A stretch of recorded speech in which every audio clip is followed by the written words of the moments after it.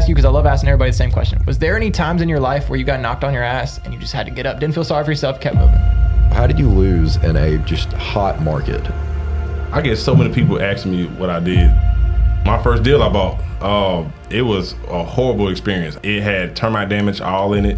I just put so much money in it. It just knocked me, like I said, it knocked me down, but it didn't keep me down. I put a lot of money into it. A lot of money. The foundation wasn't right. I didn't want to get in that. Not that I got the knowledge, I was like, yeah, I fell into a pot of gold. Dude, if you said that in a room full of real estate investors right now, even if you add another 100,000 onto that, you're gonna have people stabbing each other, fighting each other just to get in line to just talk to you. This how I know that. Yo, what is going on, everybody? Welcome back to the Millionaire in the Making podcast. My name is Gage. I'm Justin. And we have a very special guest here for you guys today. But before we get into the guest, I got to talk to you guys. Seems like you're not smashing the like button. Like, we need the help for the YouTube algorithm. Our videos are not doing as well as they need to be doing for the content that we're putting out. So I'm going to give you a second to smash the like button right now. There's your second. You better have done it. And yeah, without any further ado, I'm going to kick it to Justin to introduce today's guest. I'm going to take it a step further, too.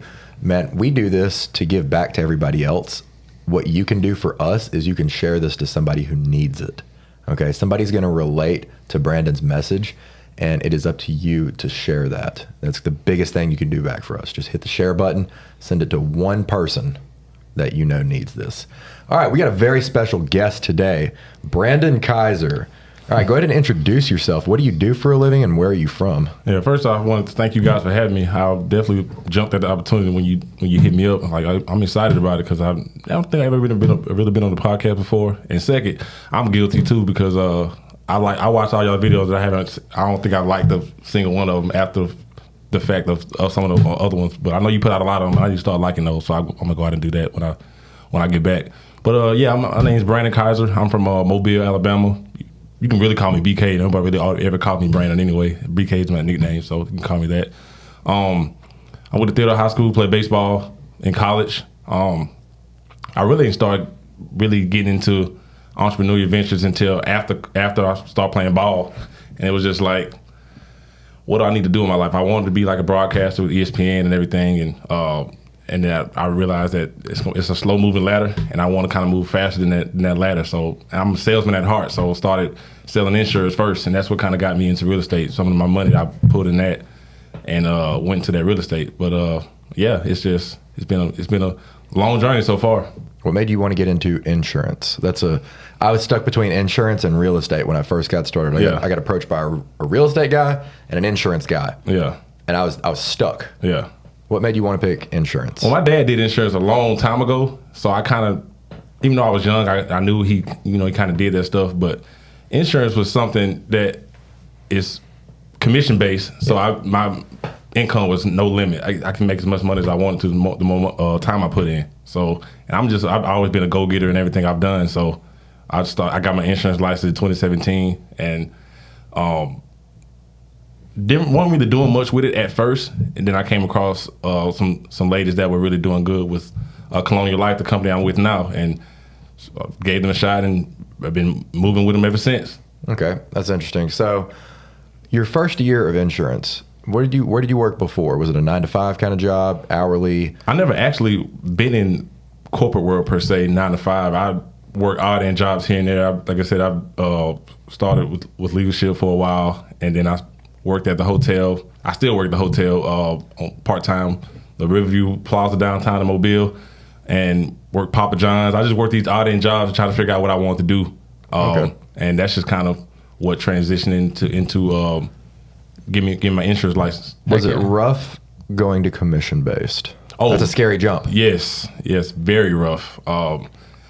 Luckily, I got a great partner, my wife, that I've been with for 6 years next month, married for 2. She kind of helped me with that process because it definitely is scary.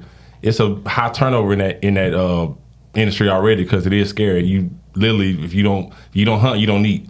So it's definitely a scary pill to swallow. But for me, it made it easier for me because I still work part-time when I'm not doing insurance. Heck yeah. So let's pull it back a little bit for the people who don't really understand the insurance world. Can you kind of break down how that works? Like, do you have to go get it on your own, or leads handed to you? How does that work? Yeah. So with me, well, they do have companies that individualize. You can have to buy leads. So it's still tough that way because some people don't start with money at all. and you got to pay to go get your license and study the material. So if you don't pass the test the first time, you got to pay to take it again. So when I learned that, I was like, all right, I'm taking this test once. I'm not failing this, and I took the whole allotted 2 months to take it, because a lot of times you get 2 months to study material, take your test. I took my test the very last day of the time I had to take it. I barely passed it, but I did pass it. So it's definitely tough. And what was the second part of your question? Like, how does the world work? Like, do you have to go get it? You have to get up every day and get after it? Or? So yeah, you do. I'm in the one where I have to go get up and get after. We have a source of leads, but it could be I wouldn't depend on that. So you have to really go. So I'm in group sales, so I do business to business. So I'm doing the benefits for businesses and stuff like that. So I got to go knock door to door, or call whoever, see what they got going on as far as the benefits and stuff go, and introduce myself and start from scratch. Back in 2018 when I started, nobody really knew who I was at the time. I just really had to go out there and get it myself, and it took me a while to kind of learn the system and learn the things they're teaching you as far as that goes. But once it got rolling, it got rolling. Heck yeah. So I know Justin said you just chose insurance, but I heard, we talked a little bit beforehand. You're in real estate a little bit now? Yeah. So I used the insurance money that I had coming in to help my real estate career kind of take off. I bought my first one in the middle of the pandemic, June of 2020.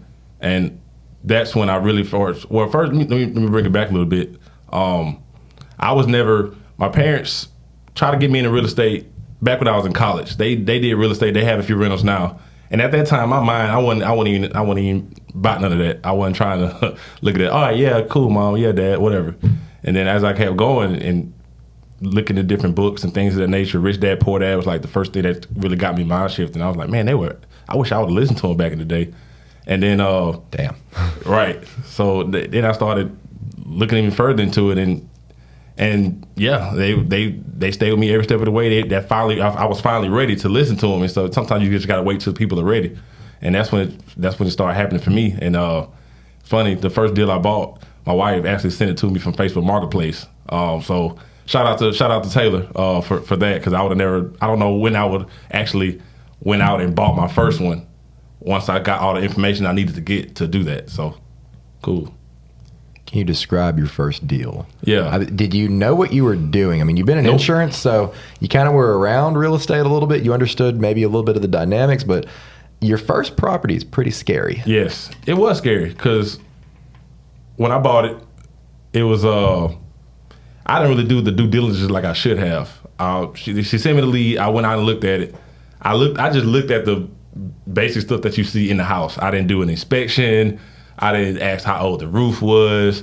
I didn't, ask how old the appliance. Any of that. I didn't do any of that. I was just so excited to get started. I literally just had money set aside to buy something. Found a lender that was introduced to me, and I literally just bought it and just kind of learned on the fly.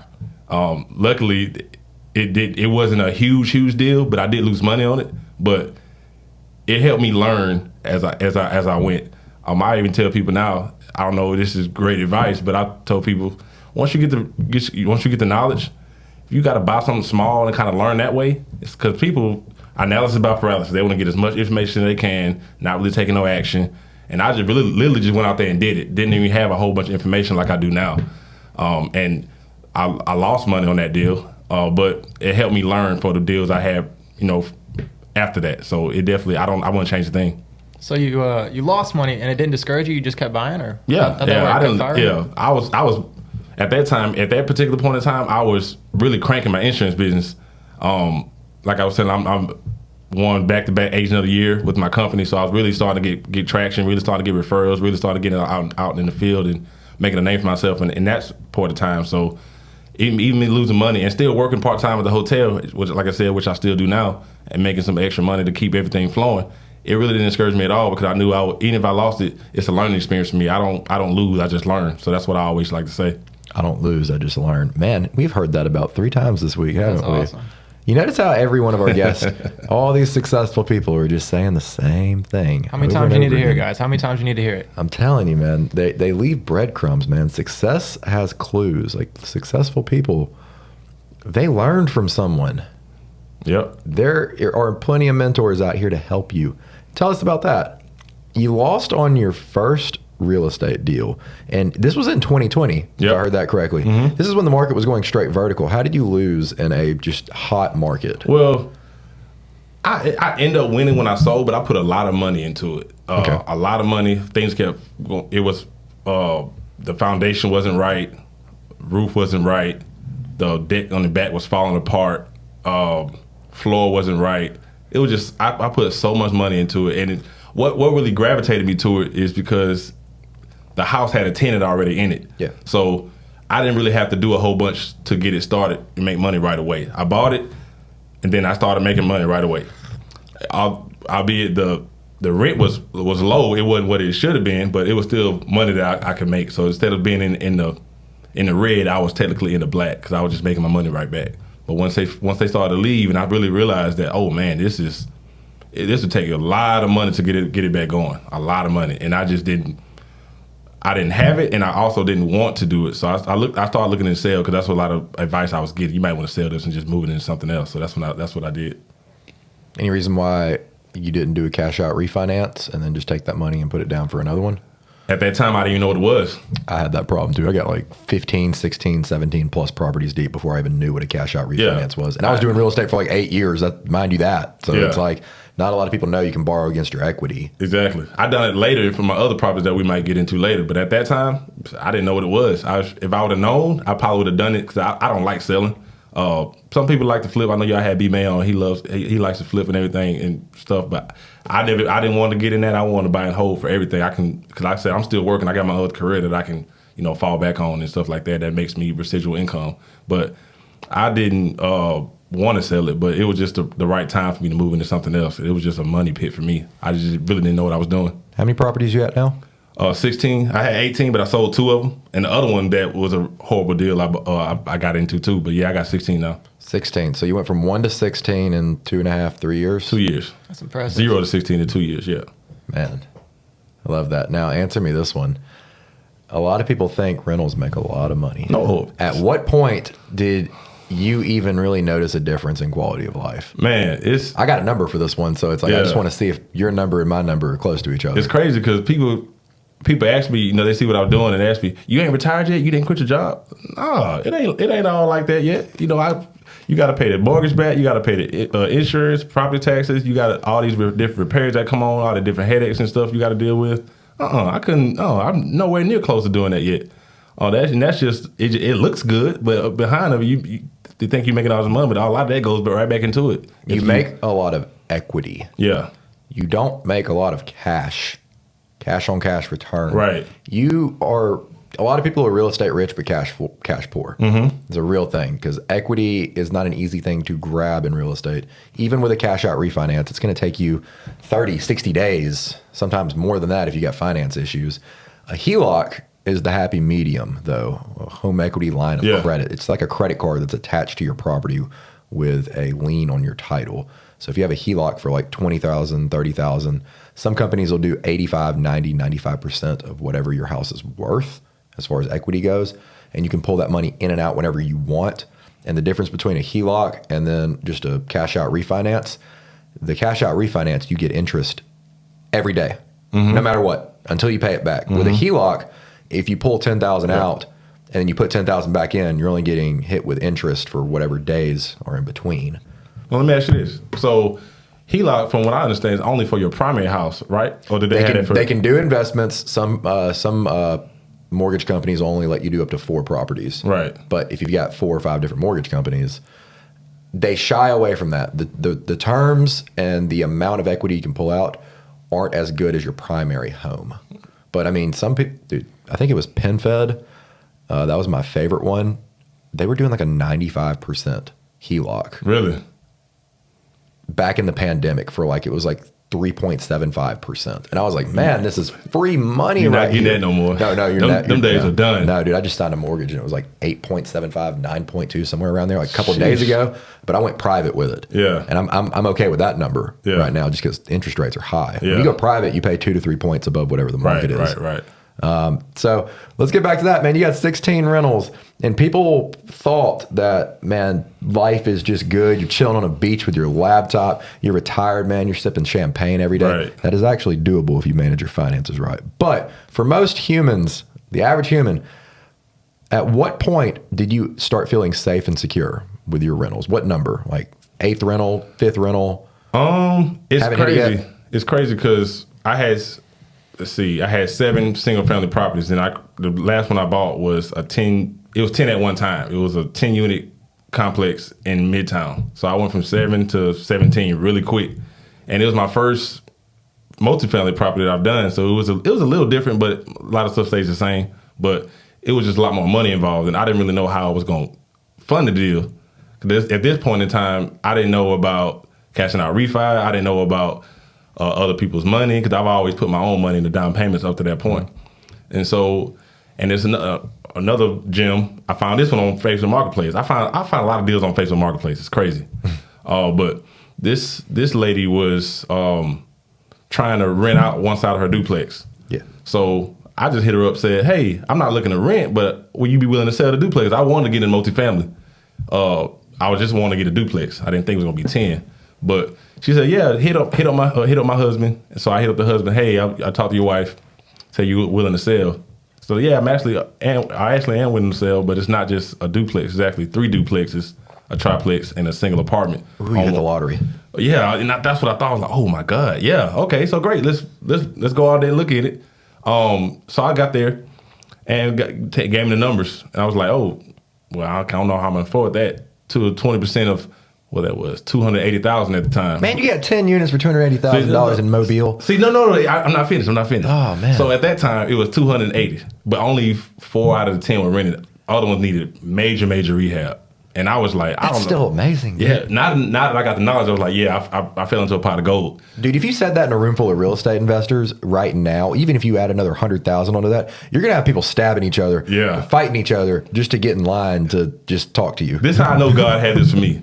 So at that time, 280, I didn't know what I wanted to do. I didn't know how I was going. I didn't know what 20% of 280 was at the time. And I'm like, I can't afford that. So it sat for a year.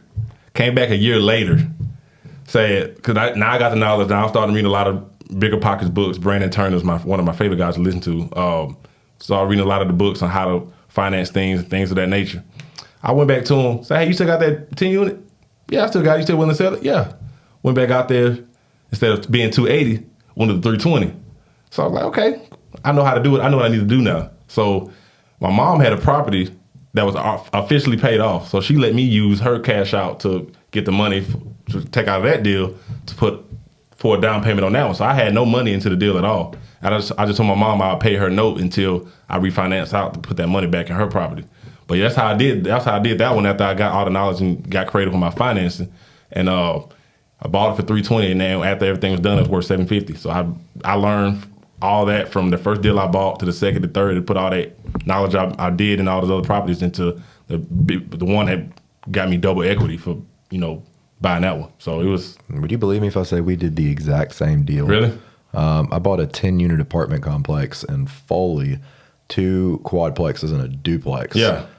Downtown Foley, I think it was like 2016, 2017 at the time. I paid $475,000 for 10 units. Now this is Foley versus Mobile. Of course, Foley's going to be a higher. lot more expensive. Yeah. Mm-hmm. This was lower.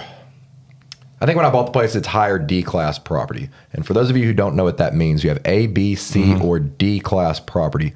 A is like your Ritz-Carlton, your high-end Marriott that you're staying in.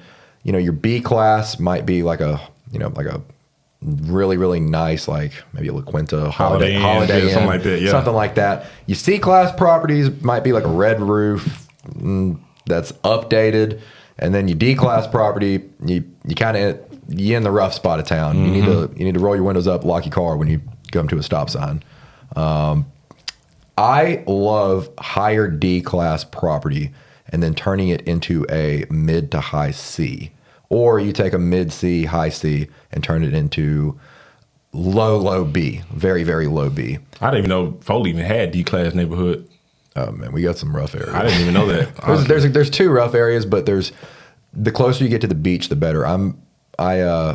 my apartments were downtown Foley, so I'm in the historic district. It's similar to Fairhope. Man, I paid $475 for 10 units at the time, $47.5 a square foot. I probably walked into about $50,000 to $75,000 worth of equity, $100,000 worth of equity at the time. It was an off-market deal, and it took me about a month of negotiations because the guy was actually one of my financial advisors, and he was a shark. Yeah, and I just randomly one day, he called me. He was trying to get me to come work for New York Life, and sell life insurance and just a bunch of different financial packages. And I was like, man, this is tempting. And the dude was making bank at the time, and he was like, I can get you making what I'm making in about 5 years. I was like, oh, that's tempting, but I got a love for real estate. And I was just like, look, man, I'll tell you what, if any of your clients ever have any, rental properties, throw them my way, and I'm going to pay it back tenfold for you. I'm going to just figure it out. And even if you don't send me anybody, I'm just going to help you. And then he let it slip. He was like, yeah, I got, an apartment complex downtown Foley. And I immediately just said, stop, pause. What do you want to do with it? And he's like, nothing. I don't want to, I've owned it for like 17 years. I was like, no.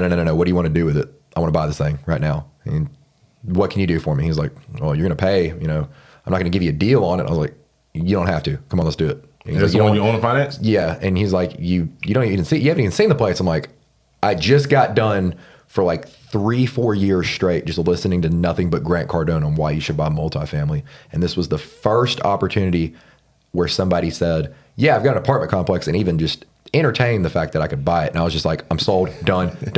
Just blind faith. I was like, I want this thing. I'm going to make it work. Right. Just because one person on a podcast for like a year or two was just saying, buy multifamily. And they were just convincing me that it was going to work. I didn't know what the hell I was doing. Yeah. Every single person in my life who drove past this place, I mean, the place looked dilapidated. It wasn't pretty. They were built in like the 70s. It was definitely higher D-class property. I mean, most people look at these things like it looks like a slumlord. So he was just sitting on it? He owned it for like 17 years, and these things were cash flowing. Yeah. Yeah, they were cash flowing. He paid $375 for it. He probably paid it off 3-4 times over. So break down how you got into the financing process, because just like you, Grant Cardone helped you. Somebody sitting on the other side of that camera wanting to know how you got in this property. How'd you finance the deal? Okay, so I bought a condo and I believe a duplex closer to around this time, and I owner financed both of those deals. And what owner financing is, vendor's lien deed for the legal terms. Somebody has to own their property free title. So the cash can't have or the house can't have any liens on it, no mortgages. You approach the owner and you say, hey, look, you're renting this place. You're getting like $800 a month rent, $1,000 a month rent. You don't really need it anymore. You've owned this place for 30, 40 years.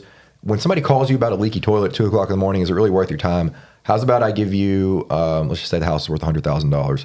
I'll give you $10,000, $15,000, $20,000 down, and I'm going to give you 4, 6, 7, whatever interest rate you can agree on.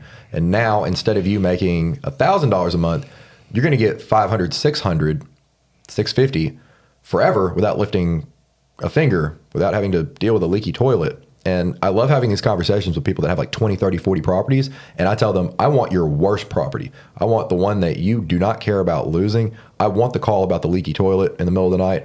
I want the person who hasn't paid rent in 2 or 3 months. Like, give me your biggest problem. Some people sell properties just because they don't want to evict the tenant. I mean, I've people let go of stuff. I mean, if you got 50 properties, what's one going to hurt you? And at that point, you can negotiate your own terms. You don't pay a bank origination points. And if a bank's going to charge you 1% origination and the loan is $500,000, they just charge $5,000 worth of financing fees. And if you go private, it's 2 to 3% origination sometimes. That'll eat you if you do a couple of those. So I told the guy, I'm like, look, ain't no way in hell I'm getting a loan for $475,000. I don't have the tax returns to even justify it. I've been writing everything off. Can you owner finance them for me? And he said, yeah, he was a financial advisor. So he was like, hell yeah, I'll do that. And he's like, yeah, I'll take that free interest. I'll take your money down, and if you don't pay me, I'll just take the property back. Yeah, take the property back. Yeah. Do it all over again. And a smart thing that he did he said, I'm not going to sell you this property unless you buy a life insurance policy for me. And then you put me as the beneficiary tied to the property. So that way if I die, the lien gets paid off. Because sometimes whenever something happens to you and you don't have any sort of like probate outlines or any sort of will, he might go like 6, 7, 8 months without getting a payment until somebody steps in and then back pays him. Or if at all. It's just a nightmare. So if you own or finance a property and the people are nervous, just tell them you're going to put a life insurance policy attached to it. Like $1 million life insurance policy back then for me was like $40, $50 a month. Right. It's not expensive for what's that? That's term, right? Yeah. That'd be term. Definitely not a whole life for that much. Yo, hell no. My whole life insurance is like $300 a month right now. No way. You can pitch that, and it's just an easier sale. So that's how I got into that deal. And I took out a private loan for the down payment. So I was double mortgaged and walked into a 10-unit apartment complex for like 0 down. Boom. That's gold. That definitely helps somebody out. Yeah. Definitely. Let's How kick many- it. Dropping bombs. What you got? Go ahead. Come back to that 10-unit apartment complex. We can go back and forth I'm on gonna this. ask you real quick. How many were rented at the time when you bought 100% it? occupied. Okay. And he had 2 problem tenants, but they always paid. Yeah. They always paid. They were just, one guy was late. He was always, I knew he was going to be 2 weeks late every month. Like I was like, I Really? just might as well rewrite your lease and put it on the 15th of the month instead Yeah. of the 1st. He was just always 2 weeks late, but he Yeah. always gave me a late fee. I'm like, dude, you want to just redo this lease and you pay me on the 15th? Yeah. And he was just never would. And then I had this lady who just couldn't afford to pay the rent, and she had to end up like moving to somebody or moving in with somebody else. I ended up just giving her like a month or 2 free rent. I was like, look, if you just get out, I'm gonna waive whatever late rent you owe me. I'm not gonna like file collections on you. You get out. Just get out. Just get Yeah. out. Give me the key. Yeah. You know, I'll even like help Cash you or with keys. I'll help you with a U-Haul, anything. And you know, I've only had to do 2 evictions through court so far. The entire time I've been here. Luckily, I haven't had to do that at all. I know during COVID, a lot of people couldn't evict because of COVID, and people weren't paying their rent because they knew they could get away with it. So, are you managing all yours yourself? I've self-managed the whole time, and I'm at like 34. I really got to sit down and count one day my property tax records. I'm at like 34 or 35 units rentals. I've got a 12-unit RV pad. I don't know if I can count those. I count those as units. Yeah. But I'm at like 34 or 35 now, I think. My first one, I got a property manager immediately. I just knew It's I good. wasn't gonna It be is able a to. good habit if you have a job and real estate is not just your full-time Right, career. right. I was a real estate agent, so I already had all the systems in place to manage my Yeah. own properties, handle the leads. And if you run it like a business, I was spending maybe 20, 30 minutes a month managing my properties. Yeah. 20, 30 of them. The same way you would manage one is the same way you would manage 20 if you set up the right processes, systems. Have the tenants have your maintenance guys numbered directly. This was my biggest lifesaver. If you are going to get into owning property, give the tenant your property manager's number directly, and they do not call you at 2 a.m. I would tell my tenants, if you call me at 2 a.m. and something is not on fire, you are not going to be renting from me that month after that. If you call me for something stupid, I guarantee you we're not going to be friends after that. Yeah. And they respected that because they were like, we've had landlords that are trying to come in every 2 weeks, do inspections. I was like, look, I am your friend. I am your landlord at the same time. I will make your life comfortable. You make my life comfortable. If you're a couple of days late, I get it. If you're a week late, we might have some words. If we're 2 weeks late and you haven't called me or texted me, just don't even bother. Right. Like you're getting a notice on your front door. Heck yeah. Well, let's break down your real estate portfolio. So you're all long-term rentals. You got some Airbnb sprinkled in. Like, tell us about that. Yeah, so I had 2 Airbnbs. I turned them into long terms at first, but yeah, all of them are long term. And then I just bought a condo in Orange Beach, so that's my only short term right now. But I did have some in Mobile. I got out of that one because I couldn't find. It was hard managing that with myself, and then I didn't. Some people that I got managed from, it just wasn't working out right like I wanted it to. So I went ahead and just got a long term tenant in there. It just made it easier. But I do want to eventually get more short term rentals eventually. But yeah, I'm ready for beach season over here because I'm excited to see how that's going to be over here. Do you want some game? Oh yeah, always. You want some game? All right. So since we're both in the same situation right now, 10-unit apartment complex, we're gonna touch on that deal for a while. We're gonna break those down. When the hurricane hit, it caused a lot of damage to my property, and Which one? my 10 unit, yeah, Sandy. yeah, my 10-unit apartment complex got damaged. People could still live there. Like there's just a lot of cosmetic damage and somewhat structural. About $300,000 worth of damage, remodels that I spent. But I went to lunch with one of my friends, and he told me, he was like, look, you're remodeling these properties. How much are you gonna rent them for? I was like, I don't know, $1,200, $1,300. I was getting $600 for 2 bedrooms. That's it. $600 a month. Yeah, that's what I adopted was $600 for a 2-bedroom in Foley. In Foley? It was a high D class property though, so like 700, 800 was like my max probably. Yeah. But any tenant who I adopted, I told them I'm not going to raise your rent. Like if you've been here like 5, 6, 7 years, I'm not going to raise your rent. Like anybody who comes out, you're paying higher. Better than me. Yeah, I mean it's just people. I don't know. People just. I was like buying their loyalty almost. Yeah. He told me like, why don't you just do Airbnb for these? I was like, man, I don't want to check people in, check people out. I don't want to deal with the cleaners, man. It's a lot of work. Yeah, people are going to wreck my properties. That was my biggest misconception, that I thought people were going to wreck my properties. I was like, I don't want that. And he just humbled me real quick. And he was like, I don't think you know what you're speaking on right now. Right. I need you to really like put some more effort and energy into researching what you're talking about right now. I'm like, man, I'm a long-term guy. I want like 100 long-term rentals. And once he said that, I was like, all right, this is fair enough. Okay. I then started looking into it because I just never really looked into just having short-term rentals. I was like, no, I just want long-term. That's what I've been doing. It's been working. I started just researching. I was like, you know, I'm getting my properties messed up long-term, so that's not an argument. Right. If somebody messes up my property short-term, I've got their credit card information. Airbnb offers air cover, which is like $1 million insurance per, check-in per tenant. And you make almost sometimes double, triple what you would long-term. You do. And then I was like, okay, what am I going to do about cleaners? And there's apps now. I think I use Turnover B&B. That's what I use, yep. And I just pretty much took a local cleaning company and said, I'm going to funnel all my leads to you, and you figure out what to do with the cleaners after that. And I don't want to hear from you. You don't want to hear from me. You're going to get an automatic credit card every single time somebody checks in, checks out. They see my schedule.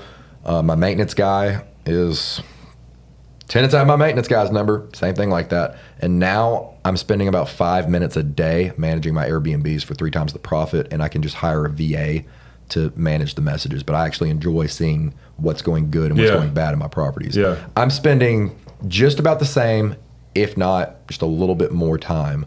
And 5 of my Airbnbs outperformed 20 plus properties beforehand. I bet. During the summer. And that just blew my brain. Yeah.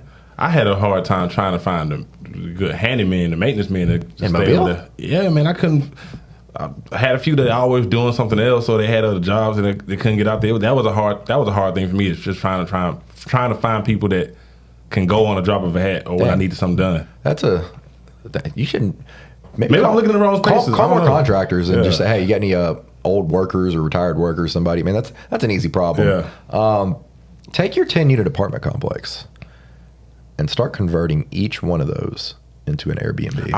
That's what I wanted to do eventually. That's what I did. And now, dude, I promise the you, whole 10 is like that. I got 9 and I got one more tenant, but he's just been a cool guy to me. I'm going to let him know like closer to summertime, be like, look, I either got to raise your rent. You're getting like 2 years prices ago. Like I got to bring you up to market rate.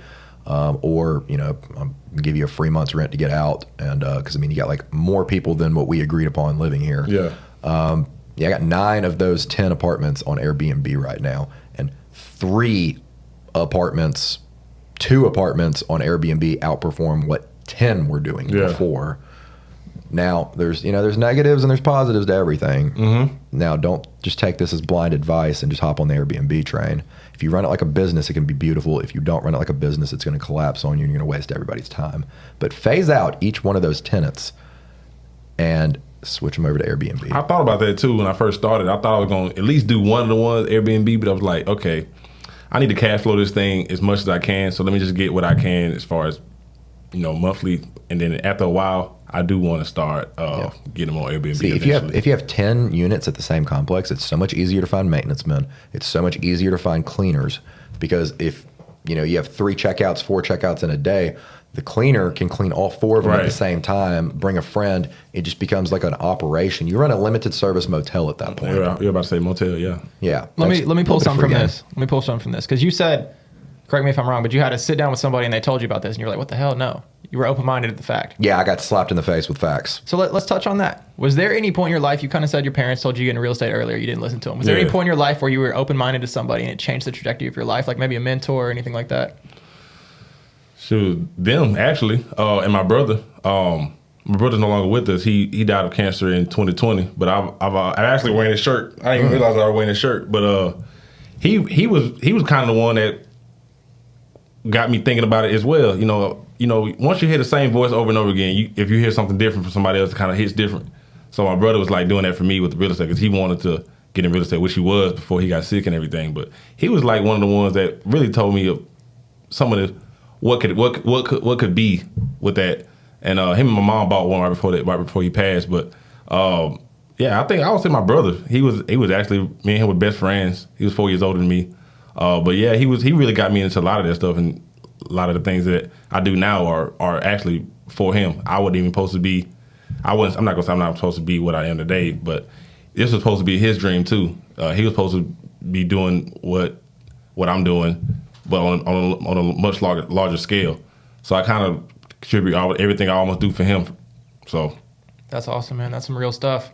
Let's dive a little bit deeper into you and take it all the way back to high school. I guess you said you played ball. Take us through the rundown of like your younger life and how you transitioned. Let's just go through college. Let's go from high school to college. Let's get to know you a little bit better. Yeah. So high school, I was 3-sport athlete. I played baseball, football, basketball. I'm having the idea in my head I'm going to the league, just like almost any other kid. I wanted to play baseball in college, so that's what I did. Got to college. I majored in mass communication. That's what I wanted to major in. I wanted to be like ESPN broadcaster and things of that nature. Got out of college. I did a few internships, but really wasn't speaking to me like I thought it would.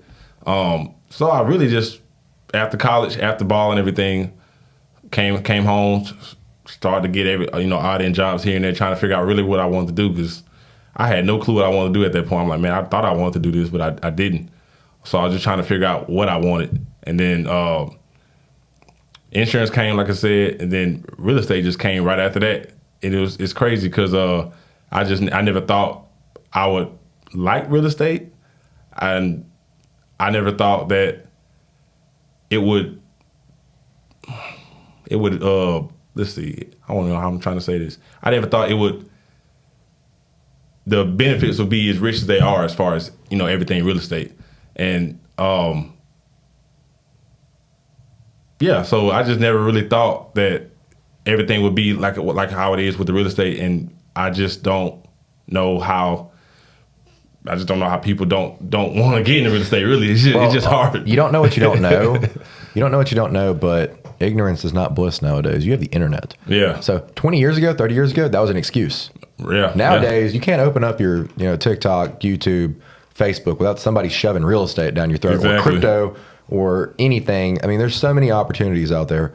And just listening to one podcast by Grant Cardone a decade ago almost changed the course of my life for me, my kids, and my grandchildren with just one purchase. But you know the difference, dude? You took action. Like he said earlier, a lot of people are in the analysis paralysis stage. Yeah. Where they just taking all this information, just keep taking in more and never do anything with it. I get so many people asking me what I did. I start reading books. I send them the books that I read. They come back later and just, I don't say how you doing this, man. I'm just like, I'm sending you what I read. I'm literally sending you exactly what happened to me, how to get involved. And like you said, people just don't take the action like they should. They're so scared to jump out of that comfort zone, and it's just a shame, to be honest with you. I just wish more people would take the action, because there's so many houses out there that just needs to be updated. It's just I see them every day that I drive by, try to check an address down and see what try to get the property owner, whatever the case. It's just so many properties out there that could be done, and people just not taking enough action, in my opinion. This is why I love real estate, because I can tell each one of you in this room everything that I know, even handhold you through a deal. You could go out and buy 500 units of 500 unit apartment complex. I wouldn't know about it unless you told me. Mm-hmm. It wouldn't hurt me. It wouldn't make me sleep any less. There's plenty of real estate. There's plenty of deals to go around. That's the beautiful part about real estate. Right. Everyone is there to help you. I have not met that many real estate investors that are trying to suppress other people. Nope. Most of them are like, I want you up on my level so we can do a deal together. I need partners. I need people looking for properties with me. Most real estate investors just want to bring everyone up, from what I can tell. Yeah. I haven't met that many real estate investors that are not an open book. Yeah, and the ones that I never bought, I send them to other people. Like the one we talked about, David. Yeah. I sent that to him. Yeah, you got him that the one by the airport, yeah, right? Yeah, he still says to the day he owe me a steak dinner, but he's out. I don't want him to get that. I was walking around with David for about 2 or 3, 4 years. I was like, dude, you got to get into real estate. He told me, yeah. You got to get into real estate every other day. This man, but he was also pumping crypto into my brain. Yeah. I was like, dude, I'm telling you, meet in the middle. If you're doing crypto and real estate, you're going to kill it. Yeah. It's just digital real estate. Yeah. That's all crypto is. Yeah. It's a value transfer. And I was just like, dude, if you got into real estate, man, you are set for life. You know, you could be a crypto millionaire at 3 o'clock in the afternoon and then and then definitely not be a millionaire a couple hours later. Exactly. Look at that. There it is again, guys. Like, first off, shout out David, but David was around the right people, so we got into the right stuff. Yeah. Let's touch on that. How was your circle? How has it been throughout your entirety of your life? I guess it sounds like you had a great brother, great parents to put you in the right mindset to get to where you are today. But like, did you ever have to cut anybody off, or how did your circle work out throughout your lifetime? Yeah, I've always had pretty good friends. It's funny that the more when you spoke on mentors, it's crazy how the more I elevated, the easier access I had to people that I looked up to or wanted to be around. It's just crazy how they kind of see, oh, okay, this guy's taking you serious. Oh, if he gave you a piece of advice, he's actually taking action on it. So yeah, I'm gonna give him more of my time. It's crazy how that kind of works, because it's times that I try to give people advice or something and they don't do anything with it. And I'm just like, why would I give you more of my time if you're not actually taking action on that? But I've pretty much had the same group of friends that I grew up with, and they're not necessarily in the real estate or anything like me, but I do keep my circle tight as far as who I share things with, group meets with other investors in the area, and we always pass deals here and there and stuff like that. It's always giving each other knowledge. So I would say my group has always been pretty tight. Heck yeah. It sounds like we talked a little bit beforehand, guys, so I know a little bit of insider information, but it sounds like you're a pretty straight edge dude. You said you haven't, I'll let you tell the story, but you said you haven't drank or touched caffeine. I offered this man, I was like, hey, you want me to get you a coffee? You want me to get you a drink? I got an in-house bar, which is dangerous. It's a lot of stuff down there. You want anything? And I don't drink, by the way, I don't drink coffee either. And we share one similarity here. You go ahead and tell us, can I get you anything? You want a coffee? You want a drink? Yeah, I told him, he offered me a coffee. I said, people don't believe me, but I never drunk an ounce of caffeine in my life. I never drank any alcohol in my life. I never smoked anything in my life. People don't believe me, but that's just, I'm a lively guy. I'm a friendly guy. So you have to be if you're going to be in sales, right? You got to know how to talk to people. You got to know how to show people the needs of different things. And I've always been, my mom always said I could talk to a wall, because it's crazy. She is the shy person. So my parents are both my parents are kind of shy. They're not really talkative like that, but I am. It's crazy because I was shy as a kid. My brother was more outgoing. When we got older, we flipped. He started being more shy, and I started being more outgoing. When I can talk to anybody about anything. Well, I can relate to that, because myself, I have never finished a full cup of coffee. I've had plenty of caffeine. I've had plenty of caffeine, pre-workout, Red Bull. I've never drank a full cup of coffee. That is one bad habit, or good habit, depending on who you're speaking to. That is one habit that I never wanted to get into. I've never smoked a full cigarette. I love cigars, though, and as far as alcohol goes, I can turn it off, turn it on.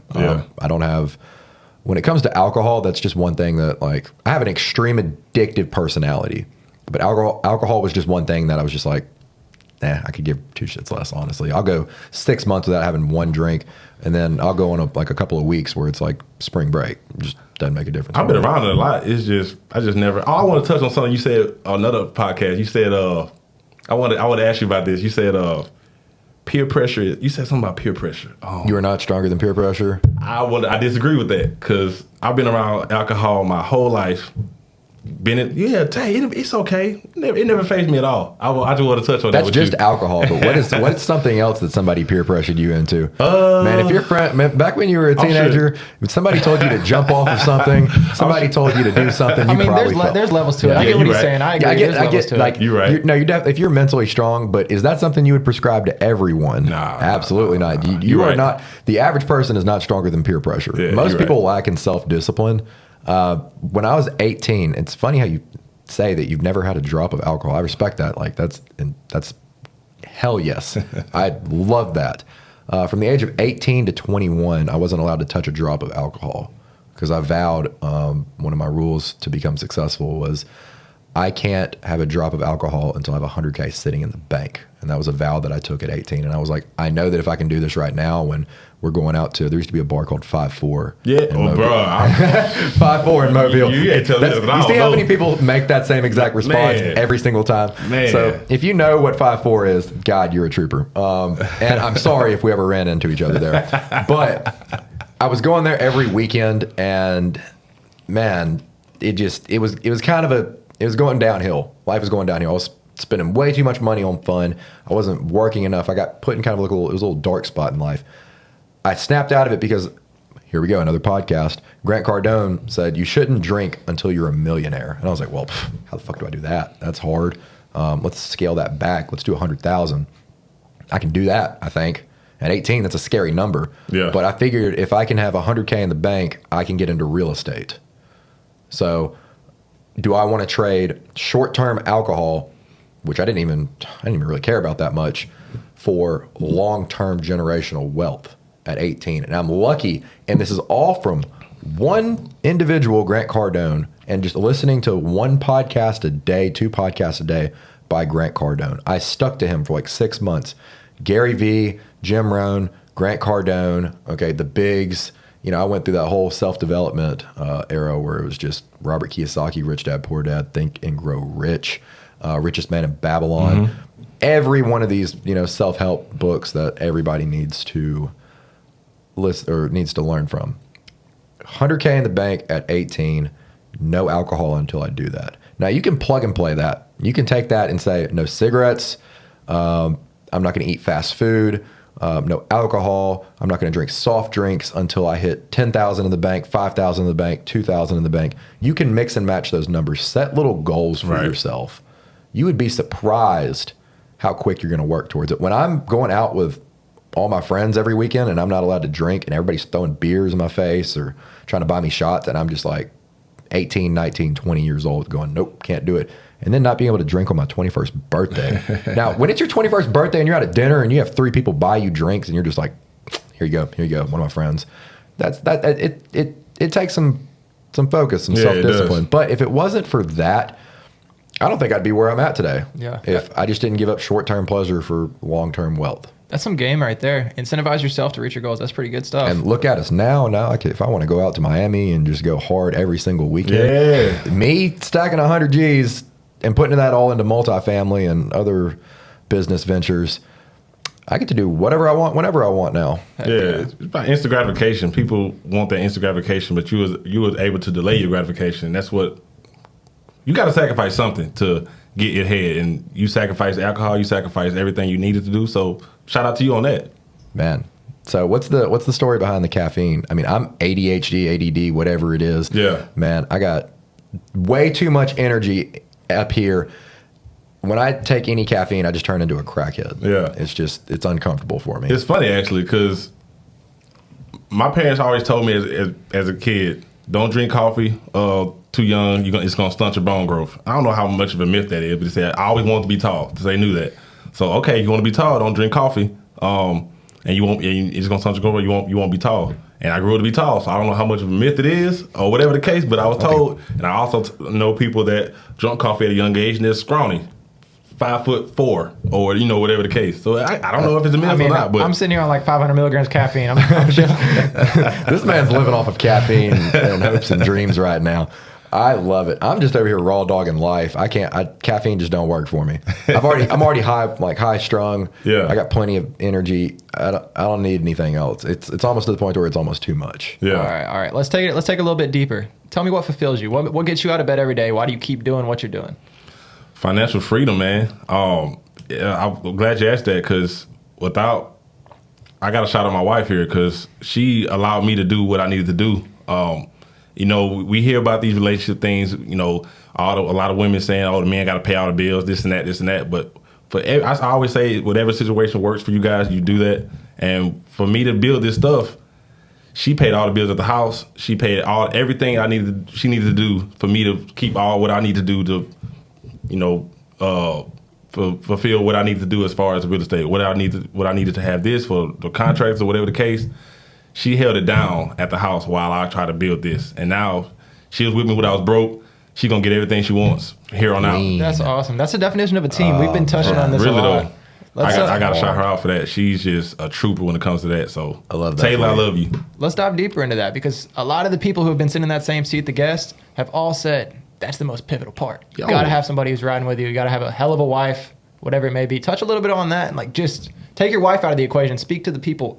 Let them know how pivotal of a piece that partner is. It is. It definitely is. And I would say do not have a baby by the wrong person. That could be financial suicide. I'm not the first one to say that. I've heard it a long time ago. Financial suicide is a real thing because you had a baby with the wrong person or just be locked with the wrong person. It can literally take you down. I think it's a multiplier or a division. The right girl's going to 10x you, and the wrong girl's going to chop you down by 10. That's scary. That's so scary because sometimes they don't show their true colors. You're right. It's scary. You're right. You're right. But it's also what's her intentions when you don't have anything or you just getting by like I was. I never was broke. I don't want to say I was ever broke, but it was just my parents would bless me. I blessed with two great parents. They made sure we had everything we needed. We just didn't get everything we wanted, you know. So they grounded me that way. I never got everything I wanted that way, but I was always when I went on my own. That's when I met her, just trying to build from scratch, and she was with me from every step of the way. So, but yeah, that having the right person is definitely key because you don't want to be getting sucked dry for having a leech on you until the 18-year-old birthday or whatever the case. It could be. I've seen it happen to people that I know now that wish they could get into real estate or wish they can do this, but they got so many child support things they got to do or so many other things that they can't get away from. They can't go look at a house because they got to watch the kids, or they can't invest in stocks because they got to use that for whatever the case may be. Exactly. So it's just you have the wrong person that can really derail you before you even get started. Heck yeah, that's real stuff you don't hear many people touch on. Like genuinely, right. You don't hear that often. He's right, man. You know, one good girl she'll change your life, but one wrong girl, she'll change your life too. Yeah, real it talk. goes both ways. Real talk. Well, let's include her in this. Sounds like y'all are a team. What's the end goal for y'all? Or do you have an end goal? Yeah, so I've always told her I wanted to retire by 40. I'm 30 now, so I got 10 years to go. When I say retire, I don't mean just sit on my laurels and do nothing. I just mean I don't have to work anymore. I like to work. I like to go out to the hotel like we talked about before, being a valet, making tips and everything. I like doing that stuff. But now at 40, I don't have to do anything. Right now, I have to. Even though I got 16 properties, I still got to maintain things. The rent that comes in, and the rent that goes out, the repairs that happen, and all the different things. I still have to. But at 40, I don't want to be able to do that. But the end goal for us is just to be able to travel, just to be able to have things that we want to have when we want to have them. And she still works too. She's on leave right now because I told you I had a baby back in January, so she's on leave. But so I'm holding it down right now. But the goal is to just be able to travel, be able to do anything we want to do within 10 plus years, and not really have that much to worry about. Make sure some of the properties are paid off. And that's another thing. I'm a little different when it comes to real estate. I see it more as a means to an end. When I say that is I want to get a number and then have those paid off, so my monthly revenue can multiply. Some like you guys had Paul. He's a guy that's going to keep buying and buying. Ain't nothing wrong with that. I don't want to see with me a career in real estate. I just use it to fulfill what I want to do outside of what I do normally. Heck yeah. Well, let's touch on the baby. You said you had a baby. How did that change your perspective? Has it changed it at all? Oh yeah, because it changed my perspective a lot. Because it came at a great time because Taylor, my wife, she always knew that I wanted, after the 10 unit, that one was a stressor for me, especially being my first real estate deal. I miscalculated all my rehab and all that stuff. I miscalculated all of that, so I had a lot of money that was coming out of my pocket other than my rehab budget. But it was stressful because I had a lot of bad contractors and all this. I had to go through so many different contractors to get everything done, and my timeline was all discombobulated. But then she already knew that my last one I wanted to get for a while was a condo. So we got the condo in Orange Beach. What was the question? I can't remember where I was going with that. How did the baby change your perspective? life? So it changed my life because now I know what I touched on before is I listen to a lot of Brandon Turner. I'm not sure you guys know what Brandon Turner is. Oh, yeah. He mentioned whenever he had a kid, he would get one property and put it on like an 18, 15-year mortgage and have that paid off and give it to him when he or she's 18. And that's kind of what I want to do as well. So I definitely want to get him started on the right foot and to make sure I teach him, just I go at it as a teacher now to my own flesh. So it's like, it hasn't really hit me yet that I'm a dad because they're still in the NICU in Birmingham. They're not home yet. But yeah, I know it will hit me, and it just changed my whole perspective on everything. Because I want him to start earlier, kind of like how you're starting, at 22 years old. I want him to start earlier as opposed to later that I did. So make sure he gets all the knowledge and everything growing up to be able to make his own decision and be able to make the right decision. Can I add some value to that? Yeah. Maybe some things that you might not have thought about with that. I've seen several episodes where Brandon preaches on that. I mean, I've probably listened to 200, 300, 400 plus Bigger Pockets episodes. Yeah. So when your kid is born, okay, you can open up an LLC. This is not financial advice, by the way. Take a pen and a paper, though. You might want to write this one down. This one's going to be some game, okay? So when your kid is born, you're going to open up an LLC. Hypothetically, of course. This is all hypothetical. Open up an LLC, and you put the property in him and you in the LLC, pretty much, like one entity. You then at that point get a corporate credit card, okay? And then you add him as an authorized user to your credit card, okay? So every month that you're paying this mortgage off, he's building business credit, personal credit, and the interest is just getting, paid. Your mortgage, your equity is growing. And every rent check, the cash flow goes into, you can put into Bitcoin, S&P 500, mutual fund, whatever you want to do with it. And that's his car fund. That's his college fund. That's all that. And at the age of 10, 11, 12 years old, his job is now to mow the grass at that property. And that's how he gets his allowance. Okay? And you are teaching him along the way. As soon as he hits the age of 13, he is now in charge of fixing the leaky pipe. He is in charge of fixing the hole in the drywall. At the age of 14, 15, he is now in charge with picking up the rent check. Okay? Because this is super easy to track. He then is in control of finding a new tenant. Now, these are really valuable life skills. We talk about playing Monopoly over here, and having your kid play Monopoly. We're teaching your kid how to play Monopoly in real life. All right. At the age of maybe 16, you tell him, all right, it's time to grow up now. Let's go find 2 or 3 more properties.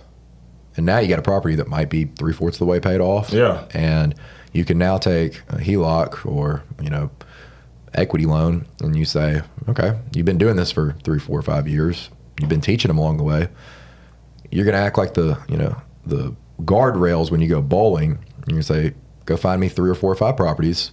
Tell me what you think about them, run the numbers, and I'm going to underwrite them for you. And watch him overperform or underperform, either one. At this point, he should be able to find 2 or 3 rentals. Be like, hey, go find a property where the grass is 2 feet high that's abandoned. Go find the tarp on the roof. Go find the broken window.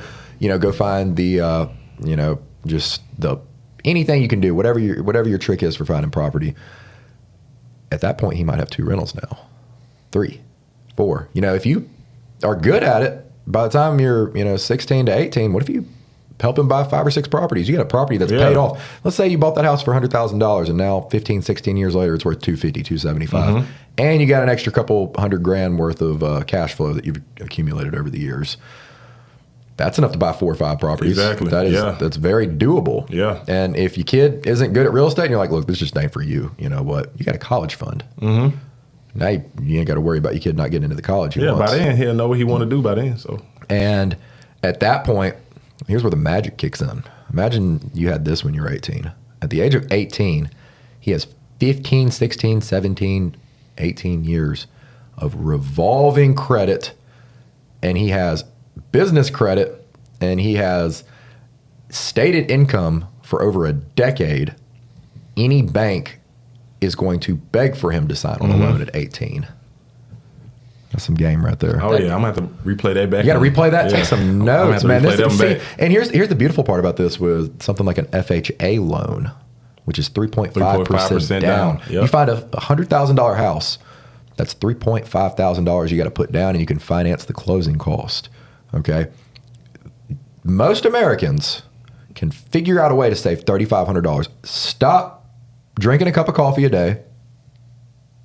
Stop It ain't smoking. hurting. Stop smoking cigarettes. Quit going to Starbucks. That Starbucks bill adds up. All right. Maybe cut out some of that junk food, and you could probably figure out a way to scrape up $3,500 between you and your partner. And that $3,500 could possibly turn into $200, $300, $400, $500 plus $1,000, and your kid being set for life. And now, this is where we get into generational wealth. You bought you bought your kid one property. All right. He has the skills now. When he's 18, he might have 3, 4, 5 properties if you figure that out. By the time he turns 40 and has his own little empire, and he might have 150, 70, you can 10x that now. Whenever his kid's born, now it's an apartment complex. Yeah. Now your kid gets to manage an apartment complex. I got to pull something out of this because the light bulb's going off in my head thinking that there's some people behind this camera. They're feeling sorry for themselves. They didn't have that dad that did that for them. They're pissed off because we're talking about this and they're like, I didn't have that growing up. I want to ask you, because I love asking everybody the same question. Was there any times in your life where you got knocked on your ass and you just had to get up, didn't feel sorry for yourself, kept moving? Let's talk about some failures. We love being transparent on this channel. Yeah. So, my first deal I bought, it was a horrible experience. I didn't really know what I was doing. I just literally bought it because I know I wanted to get in the game, and I just used that as a learning tool. It had termite damage all in it, even when I bought it. Hole in the roof. Deck was wobbly. I just put so much money in it. It just knocked me. Like I said, it knocked me down, but it didn't keep me down. But yeah, that was definitely a learning experience for me. Just dealing with how you're supposed to deal with contractors, you deal with tenants, you deal with repairs, you deal with literally everything that comes with it to enable to be successful at it. So yeah, that was definitely not a good experience for me at all. But it helped me get to that first deal helped me get to the team deal when I bought it and doubled my equity in one deal, more than doubled it. So it was definitely worth it. I wouldn't change it for nothing. I hear you. So if somebody is on the other side of this camera trying to get into their first deal, what advice would you give them? What would you tell them to look out for? Maybe learning from your mistakes? Yeah, I like I said, I use my own money for doing it at first. But if you have somebody in your circle that has money set to the side but don't know what they want to do with it, or just have anybody that they can talk to about it, or your primary house that your mom or dad is staying in, they may have some equity in it, like you said, a HELOC or something. Just ask around. You never know what a conversation will bring. Millionaire in the making. We can help you with that. Yeah, you just never know. Just having a conversation with my mom with her property that was paid off, she allowed me to use that one to get me started. I know not everybody is able to do that. You just got to kind of find your advantages where you can find them. But it's always a entry point somewhere for somebody to get started in. Whether you got to start small, whether you have to buy one that's $10,000. Also depends on where you live at as well, as far as that goes. But yeah, just trying to find anybody that you can talk to that has any money set to the side or any knowledge set to the side, and trying to see how they started, and just try to figure out how your entry point. Everybody has a different entry point. Okay, that's good stuff. Let me pull something from what you said earlier. You said you're finding deals on Facebook Marketplace? Yeah. Heck yeah. Facebook Marketplace, Craigslist. No excuses. You no really can excuses. find it. The off-market deals are the better deals you can buy, because you don't have to worry about the competition. The prices aren't getting bought up, over just like they do on the MLS. So it's definitely different ways you can buy. You can find deals. It's crazy how someone fell on my lap. But yeah, it's crazy the deals you can find outside of just the MLS. Man, you guys have been pushing Facebook Marketplace on me, man. I actually just bought one of my rings the other day. It was like a $2,000 ring. I'm telling you, dude, it's it's $2,000 awesome. ring. I got Marketplace for is $500. A lot of stuff on Marketplace, man. A lot of stuff. It's the new eBay. It really is. eBay yeah. is commercialized now extremely. It's pretty much just Amazon now. Oh, dude, Marketplace is where Facebook it's Marketplace is where it's at. Yeah, That's where it's and you at. can buy insurance on some of the stuff now. Because some of the stuff you can buy is, if you don't get it, you get your money back. So a lot of stuff is protected now, as it was. It probably wasn't like that 5 years ago. And PayPal does that too. Yeah. You can file a claim with them and they'll give you your money back. Yeah, exactly. So it's no risk to it, like it used to be years ago. So Oh yeah. Hey, Justin, I got your question locked and loaded, but you need to ask it. Your signature. Ooh, okay. If you could go back to yourself at 18 years old and offer yourself one bit of advice, say about 1 to 2 minutes, to change the course of your life, what would it be? So spoke on it earlier. Find the right partner that will support you and get you along the right path. Like you said, it can either take you this way or that way.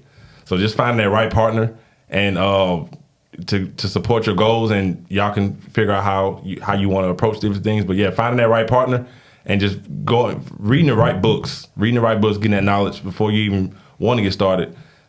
Just get the knowledge first before you jump out and did what I did. I really just jumped out and did it. I didn't read no books at the time. I wasn't reading anything. I just kind of did it. Then I started reading books as I went along. But even then, like I said, I wouldn't change it because it got me in the game. It got me learning. It got me taking action. It got me to be creative on how I want to finance. It got everything flowing with me. But I would definitely say find that right partner because they can really help you do a lot. Because it's also hard to do everything, living on your own, buying your own groceries, doing all the different things. I know Justin did it, but he's an anomaly. But it's really hard to do all that stuff on your own and still have your place. You gotta lay your head down. So definitely you can find somebody that can help you with that for sure. I come from the opposite standpoint on that, where I just found the wrong partner over and over again, and I took that negative energy instead of it letting me just hit rock bottom. Yeah. Just stand up. It's workout. It's workout fuel. Yeah. That's all it is. And, I've had a good circle of friends and family. And, I've had several good relationships over the year, and they've helped me tremendously. But I got to give most of my success to my circle, the friends and family that I've kept around. Mm-hmm. So if you can't find that partner, you can find the friends. Yeah, for sure. Find friends that are like a family to you.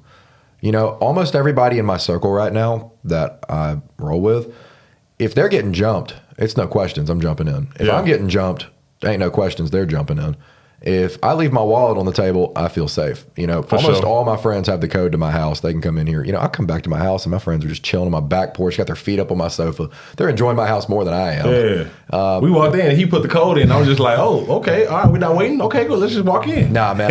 There's been days where I've been, working for 12, 14, 15, 16 plus hours. I'm exhausted. And I got my friends over here just sitting there, sipping on my whiskey, feet kicked up, blasting country music in my house. I don't like country music either. And just watching the Alabama game. I don't watch football either. So I'm like, what? I'm over here. I'm just like, I like this. This is exactly why I built this house. But I'm like, how are you 10 times more comfortable in my own house than I've ever been? He's like, right. I don't pay the bills here. I'm like, shit. All right. Another thing too is another thing I would say, get in the gym. Ooh.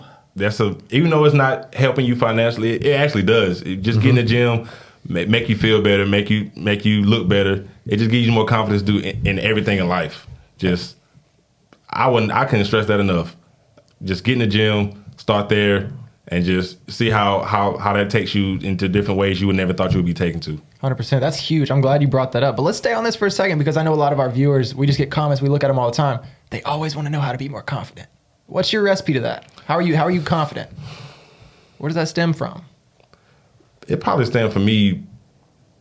I don't want to sound cocky, but stem from me playing sports growing up, being always one of the best on my team, being always one of the ones that people looked up upon.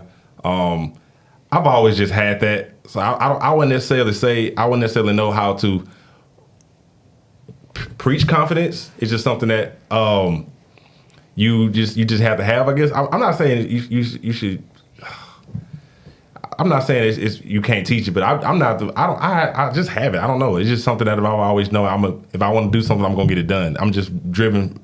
I'm just self-driven and self-disciplined enough to know that I need to get this stuff done when I need to get it done. So it's just crazy to think on how I've been asked that question before, and it's always hard for me to answer. I just try to preach confidence in people around me. If I know I have people that I see that don't have as much confidence, and I can never tell them to get more confident. I just try to preach confidence in them. So having people to preach confidence in them probably will help them as well, I would think. That's real. I respect that answer. 100%. Do you think there's just steps people can take? Like if you ask somebody how to get confident, it's overwhelming because it's going to take you years sometimes to build yourself up. If you could write somebody a game plan, maybe like 5 steps to become confident, how would you prescribe that information? Let's say 3. Let's say 3. Let's The make it first easy. thing would do is to get in the gym. That's like the utmost confidence. If you look good, if you know you look good, Feel good. Yeah, you feel good, and it just stems from that. So I would just say definitely get in the gym. Second is learning a skill. Learning how to sell is a great confidence skill. Learning how to sell somebody this pen or whatever the case. That's a great skill to have, is learning sales, because sales make the world go round. If you can sell one thing, you probably can sell them all, because all you gotta do is learn that product, and the same techniques are the same, just different products. So I would say get in the gym, learn a skill, learn a sales skill, and what that third would be. Building your confidence. Building confidence. I mean, while you think about it, I can touch on the skill thing. I think that's huge, because it's almost like once you learn a skill, right, you can add value to people. And once Right. you can add value to a room, you feel so much better. You feel wanted in that room. I Yeah. think that's where a lot of people lack confidence, is they walk into a room and what value do I add to this room? Who cares about me? Yeah. But once you learn a skill, you can add value to the room. I think that's huge. Yeah, I guess that's learning learning stuff that people wouldn't normally learn. Like this past decade, financial literacy has been a huge thing that's been pushed upon so many different platforms, and I would say just learning how to manage your money, learning how to manage your finance, learn how to that's a tough question. really That's is. a Say tough question. gym, and then you would say learn a skill, and then the third one would be manage your finances Yeah. to become. I can agree with that one, Yeah. actually. If you look good, you're in the gym, you feel confident, and then you're sharp mentally and you add value anywhere that you go, you can breathe life into a room. And then third, if your finances are right, you ain't on the side of the road with a cup begging for change. You got more Nothing. opportunities to do things. Yeah, I mean, I think as a man, you have an obligation to be able to provide resources for your friends and Yeah. family. And all money is a transfer of energy. Renewable resource. It's a transfer of wealth, Yeah. transfer of resources. A lot of people think money's evil, it's good, it's just a tool. It is a store of value. That is all that you are doing. A couple of hundred, maybe 1,000, they were trading like animals, hay, wheat, whatever. Now we just trade little green dollar bills that really Yeah. don't mean that much. Yeah, I watched the video the other day. I don't want to rip it off without saying the name, but I can't figure out the name of who was speaking on it. But they said the key to building confidence was to set a little goal every day. Like, I'm talking, it's tiny, like make your bed. Okay, go to the gym. Okay, brush your teeth. Okay, read a book. Yeah. Okay, talk to somebody. And then it just compounds day after day. The snowball gets bigger and bigger and bigger. And then the confidence is built up and you're chilling. But it just starts with the little things every single day. I feel so bad that I can't remember who said it, but that really makes a lot hit me of hard. sense. That Because makes a lot of okay, sense. 2 years down the line, you've done something new every single day. Imagine all the great habits you've built. Yeah. You feel great about yourself. So I think it just starts with little things every single day. Yeah, that's for sure. That definitely makes a lot of sense. And for me, the gym thing, I don't have a lot of motivation. I had, obviously, when I played sports, I had a lot of motivation to go to the gym. But now my motivation to go to the gym is obviously to make myself look good. One of my biggest fears is getting big, getting fat. Yeah. I can't imagine myself not being how I look now. It's just, so now when I gain a few pounds, I'm like, oh man, I got to get that off. My wife can preach to you. I freak out about gaining 4 or 5 pounds. I freak out, and I'm immediately got to burn it off. That's my motivation to keep myself, my mind, and everything else in my body stimulated. I just never. That's one of my biggest fears in life. There's more free game too. You work at a desk, an office. Yeah. Check this out. I'll give you the link when it's done. I just got this attachment for a treadmill, which turns your treadmill into a desk. Because a treadmill desk is like $1,500, $2,000, $2,500 plus, but it's a $70 piece on Amazon where you walk on a treadmill and it turns your entire treadmill into a desk with just 2 straps and a piece of wood. Whoa. Man, we've been using that thing frequently, and I preach by it, man. Wow. You can get 2-3 miles an hour if you're walking right. And I'm so ADHD, ADD, whatever it is, that if I'm walking, half of my brain power is allotted towards that, and I can think and focus on one other task. It's a game changer. Tai Lopez, he tries to only sit 20 minutes a day. The whole day. Wow. The whole day. 20 minutes. And What the hell is he doing? I was about to say, he's what is he doing? always moving. Yeah. Every one of his offices has a treadmill desk. Like, he's always just walking and moving. And I remember he brought up an example where he was on a flight overseas, he couldn't sit still. He was up and down the aisle walking until they made him, buckle his seatbelt. And I was just like, man, that's got to be uncomfortable. But once it's a habit, I mean, humans aren't designed to sit for this long. Yeah. You're supposed to be moving, walking.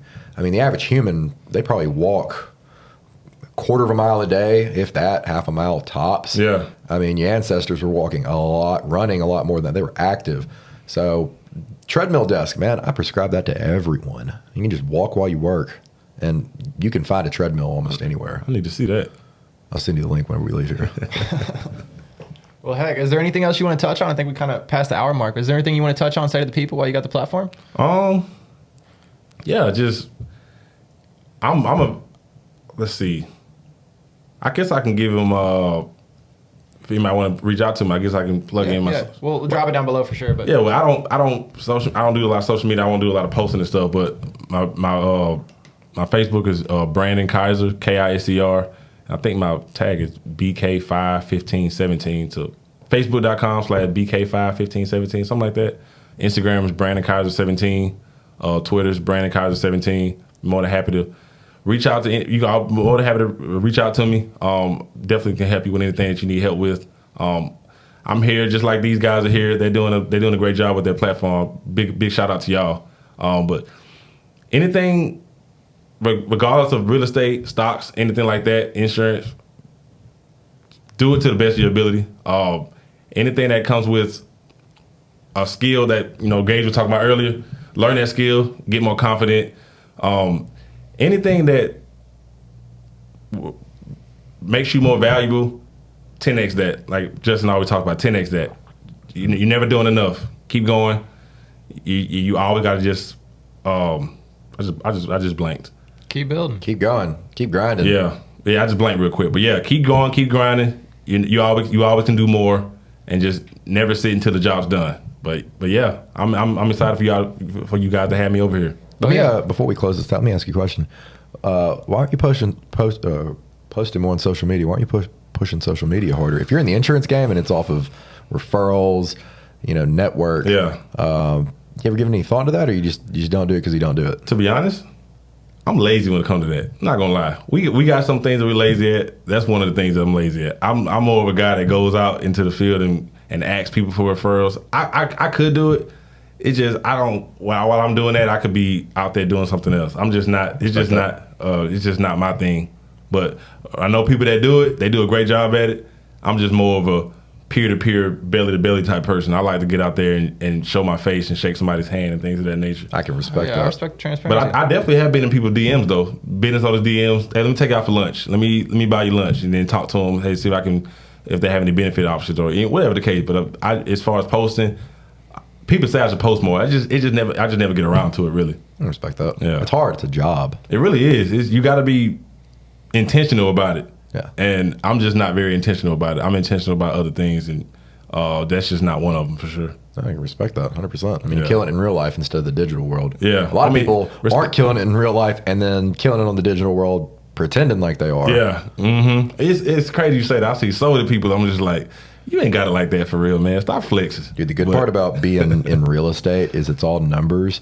Man, I be hearing some of these deals that these influencers are talking about, and I'm like, that's not how that works. Nah. That's not how that works. That's how the math's not math in here. It ain't mathing. You say you own 200 units and you're talking about you getting like this 14% cap rate in these certain areas where it's just, I could go on forever for that. But man, I don't see it. I love how you're killing it in real life though. And something that you touched on was, man, you still got 16 rentals. You still working 2 jobs. You're killing it, man.